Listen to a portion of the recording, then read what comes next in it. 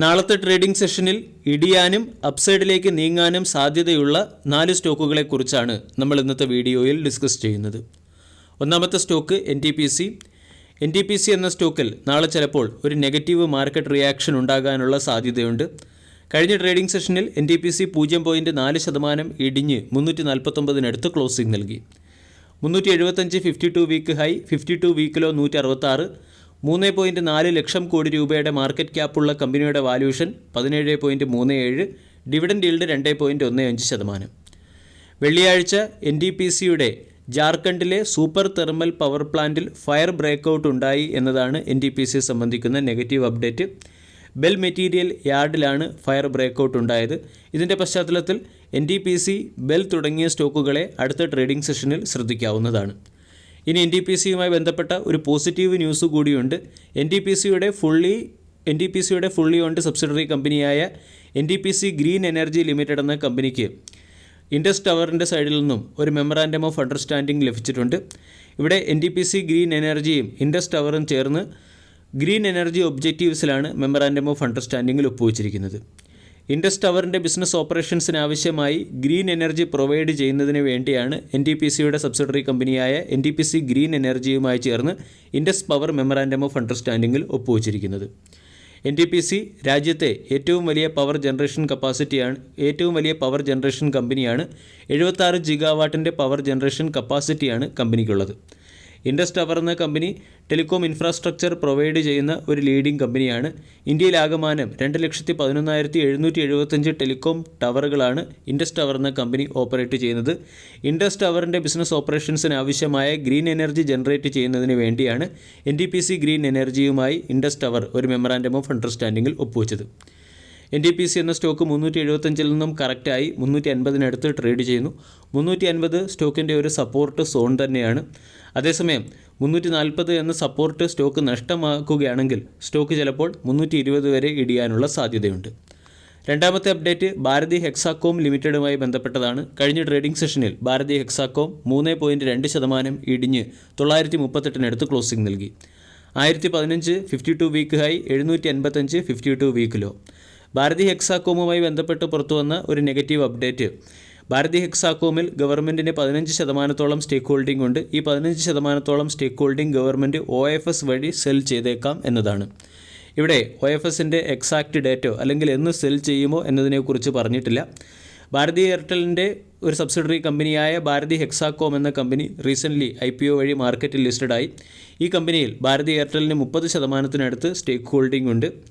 Jefferies പോലുള്ള പല brokerage ഏജൻസികളും ഭാരതി ഹെക്സാകോം എന്ന കമ്പനി സ്ട്രോങ് ഗ്രോത്ത് പൊട്ടൻഷ്യൽ ഉള്ളതും അതുപോലെ തന്നെ സ്ട്രോങ് ഇൻവെസ്റ്റ്മെൻറ്റ് ഓപ്പർച്യൂണിറ്റി ഉള്ളതുമായ ടെലികോം സെക്ടറിലെ ഒരു കമ്പനിയായിട്ടാണ് വിശേഷിപ്പിച്ചിരിക്കുന്നത്. ഭാരതി ഹെക്സാകോം എന്ന company consumer mobile, fixed line telephony, broadband service തുടങ്ങിയവ എയർടെൽ എന്ന ബ്രാൻഡ് നെയിമിന് കീഴെ പ്രൊവൈഡ് ചെയ്യുന്നു.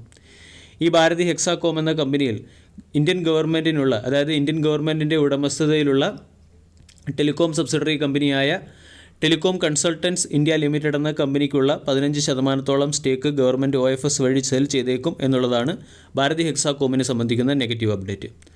ഇനി പോസിറ്റീവ് മാർക്കറ്റ് റിയാക്ഷൻ വരാൻ സാധ്യതയുള്ള 2 സ്റ്റോക്കുകളിലേക്ക് കൂടി കടക്കാം. ഒന്നാമത്തേത് വിപ്രോ ലിമിറ്റഡ്. കഴിഞ്ഞ ട്രേഡിംഗ് സെഷനിൽ വിപ്രോ 1.7% ഉയർന്ന് 482 രൂപയ്ക്ക് അടുത്ത് ക്ലോസിംഗ് നൽകി. മാർക്കറ്റ് അവറിന് ശേഷം വിപ്രോയുടെ ക്വാർട്ടർലി റിസൾട്ട് പുറത്തു വന്നു.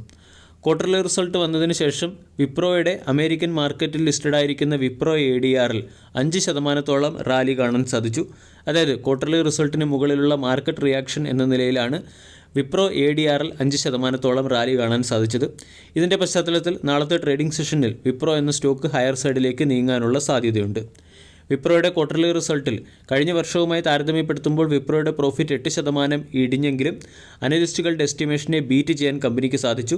2,748 കോടി രൂപയുടെ പ്രോഫിറ്റാണ് അനലിസ്റ്റ് എസ്റ്റിമേറ്റ് ചെയ്തത്. 2,835 കോടി രൂപയുടെ പ്രോഫിറ്റ് കമ്പനിക്ക് നേടാൻ സാധിച്ചു. അതേസമയം കഴിഞ്ഞ വർഷവുമായി താരതമ്യപ്പെടുത്തുമ്പോൾ 3,074 കോടിയിൽ നിന്നും പ്രോഫിറ്റ് 2,835 കോടിയിലേക്ക് ഇടിഞ്ഞിട്ടുണ്ട്. അതുപോലെ തന്നെ ഇൻ ടേംസ് ഓഫ് റവന്യൂവും മാർക്കറ്റ് എസ്റ്റിമേഷനെ കമ്പനിക്ക് ബീറ്റ് ചെയ്യാൻ സാധിച്ചു. കഴിഞ്ഞ വർഷവുമായി താരതമ്യപ്പെടുത്തുമ്പോൾ റവന്യൂവും ഇടിഞ്ഞിട്ടുണ്ട്. 23,190 കോടിയിൽ നിന്നും 22,208 കോടിയിലേക്കാണ് റവന്യൂ ഇടിഞ്ഞത്.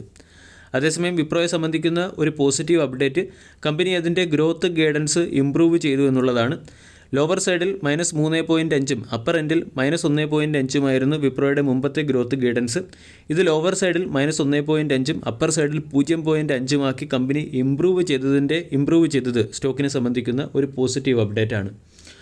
അതുപോലെ തന്നെ വിപ്രോയുടെ എബിറ്റയിലും വർധനവുണ്ടായിട്ടുണ്ട്.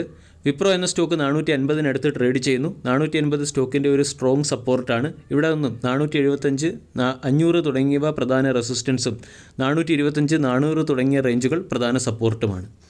അവസാന സ്റ്റോക്ക് റിലയൻസ് ഇൻഡസ്ട്രീസ്. ഏപ്രിൽ 22 റിലയൻസിൻ്റെ ക്വാർട്ടർലി റിസൾട്ട് പുറത്തു വരും. കഴിഞ്ഞ ട്രേഡിംഗ് സെഷനിൽ റിലയൻസ് 0.5% ഉയർന്ന് 2943 ക്ലോസിംഗ് നൽകുകയും ചെയ്തു.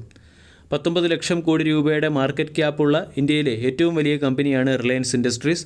നിഫ്റ്റി 50യിൽ റിലയൻസ് ഇൻഡസ്ട്രീസിന് സെക്കൻഡ് വെയിറ്റേജ് ആണുള്ളത്. അതായത് നാളെ HDFC ബാങ്കിൻ്റെ ക്വാർട്ടർലി റിസൾട്ടിന് മുകളിലുള്ള മാർക്കറ്റ് റിയാക്ഷൻ കാണാൻ സാധിക്കും. നിഫ്റ്റി 50യിൽ ഏറ്റവും അധികം വെയിറ്റേജ് ഉള്ള കമ്പനി HDFC ബാങ്കാണ്. അത് കഴിഞ്ഞിട്ട് രണ്ടാമത് ഏറ്റവും അധികം വെയിറ്റേജ് ഉള്ള കമ്പനി റിലയൻസ് ഇൻഡസ്ട്രീസ് ആണ്. റിലയൻസ് ഇൻഡസ്ട്രീസിൻ്റെ ക്വാർട്ടർലി റിസൾട്ടും നാളെ തന്നെയാണ് പുറത്തു വരുന്നത്. ക്വാർട്ടർലി റിസൾട്ടിൽ കമ്പനി മികച്ച പെർഫോമൻസ് കാഴ്ചവെക്കും എന്നാണ് ഒട്ടുമിക്ക അനലിസ്റ്റുകളും പറയുന്നത്. കമ്പനിയുടെ പ്രോഫിറ്റും റവന്യൂവും വർദ്ധിക്കും. പ്രോഫിറ്റ് ഇയർ ഓൺ ഇയറിൽ 14.25% വർദ്ധിച്ച് 19,726 കോടിയാകുമെന്നാണ് ബ്ലൂംബർഗിൻ്റെ റിപ്പോർട്ടിൽ പറയുന്നത്. അതുപോലെ തന്നെ കമ്പനിയുടെ റവന്യൂ 4.96% സീക്വൻഷ്യലി വർദ്ധിച്ച് 2.4 ലക്ഷം കോടിയായി മാറുകയും ചെയ്യും. ഫ്യൂവൽ റിഫൈനിങ് ബിസിനസ്സിൽ നിന്നുള്ള പ്രോഫിറ്റബിലിറ്റി ക്വാർട്ടർ ടു ക്വാർട്ടറിൽ 6% ഉയർന്നേക്കുമെന്നും മോർഗൻ സ്റ്റാൻലിയുടെ റിപ്പോർട്ടിൽ പറയുന്നു. അതേസമയം എബിറ്റ 5.2% സീക്വൻഷ്യലി ഇടിഞ്ഞ് 42,191 കോടിയായി മാറാൻ സാധ്യതയുണ്ട്. ഓപ്പറേറ്റിംഗ് മാർജിൻ 2.2% വർദ്ധിച്ച് 17.9% ഇംപ്രൂവ് ആവുകയും ചെയ്യും. ഓയിൽ ടു കെമിക്കൽ സെക്ടറിലെ മാർജിനിൽ ഒരു സ്ലഗ്ഗിഷ് ഡീഗ്രോത്ത് ആണ് സംഭവിച്ചതെങ്കിലും അതായത് കമ്പനിയുടെ റിഫൈനിങ്ങിൽ നിന്നുള്ള റവന്യൂ $12 പെർ ബാരൽ എന്ന റേറ്റിൽ വർദ്ധിക്കാൻ സാധ്യതയുണ്ട്. ഇത് ഓയിൽ ടു കെമിക്കൽ സെക്ടറിലെ കമ്പനിയുടെ മികച്ച പെർഫോമൻസിന് കാരണമായേക്കും. അതോടൊപ്പം തന്നെ റിലയൻസിൻ്റെ സബ്സിഡറിയായ റിലയൻസ് ജിയോ കൂടുതൽ സബ്സ്ക്രൈബേഴ്സിനെ ഈ ക്വാർട്ടറിൽ അച്ചീവ് ചെയ്തിട്ടുണ്ട്. 10 മില്യൺ സബ്സ്ക്രൈബേഴ്സിനെ അച്ചീവ് ചെയ്യുകയും ആവറേജ് റവന്യൂ പെർ യൂസർ 183 രൂപ പെർ മന്ത് എന്ന ലെവലിലേക്ക് ഉയർത്തുകയും ചെയ്തു. ഇതിൻ്റെ പശ്ചാത്തലത്തിൽ കമ്പനിയുടെ എബിറ്റ 3% ക്വാർട്ടർ ടു ക്വാർട്ടർ ഉയർന്ന് 14,700 കോടിയിലേക്ക് എത്തുമെന്ന് UBSൻ്റെ റിപ്പോർട്ടിൽ പറയുന്നു. സ്റ്റോർ എക്സ്പാൻഷനും ഹയർ ഫുഡ് ഫോൾസിൻ്റെയും പശ്ചാത്തലത്തിൽ Reliance retail 22% gross revenue growth കൈവരിച്ചേക്കും. ക്വാർട്ടർ ടു ക്വാർട്ടറിൽ 1% ഗ്രോത്ത് ഉയരാൻ സാധ്യതയുണ്ട്. ഇതിൻ്റെ പശ്ചാത്തലത്തിൽ ഇപ്രാവശ്യം മികച്ച ക്വാർട്ടർലി റിസൾട്ടാണ് റിലയൻസിൽ നിന്നും പ്രതീക്ഷിക്കുന്നത്. 11 ബ്രോക്കേഴ്സിൻ്റെ റിപ്പോർട്ട് സമ്മറൈസ് ചെയ്യുകയാണെങ്കിൽ 2,58,747 കോടി രൂപയുടെ റവന്യൂവും 18,248 കോടി രൂപയുടെ പ്രോഫിറ്റും 42,127 കോടി രൂപയുടെ എബിറ്റയും മാർക്കറ്റ് റിലയൻസിൽ നിന്നും പ്രതീക്ഷിക്കുന്നു. മാർക്കറ്റ് എസ്റ്റിമേഷനുമായി ഇൻലൈൻ ആയതോ അല്ലെങ്കിൽ മികച്ചതോ ആയൊരു റിസൾട്ടാണ് മാർക്കറ്റ് പ്രതീക്ഷിക്കുന്നത്. ഇവിടെ റിസൾട്ടുമായി ബന്ധപ്പെട്ട സൂചനകൾ വരുമ്പോൾ തന്നെ റിലയൻസ് എന്ന സ്റ്റോക്കിൽ മൂവ്മെൻറ്റ് വരാൻ സാധ്യതയുണ്ട്. വീഡിയോ എല്ലാവർക്കും ഇഷ്ടമായി എന്ന് വിശ്വസിക്കുന്നു. താങ്ക്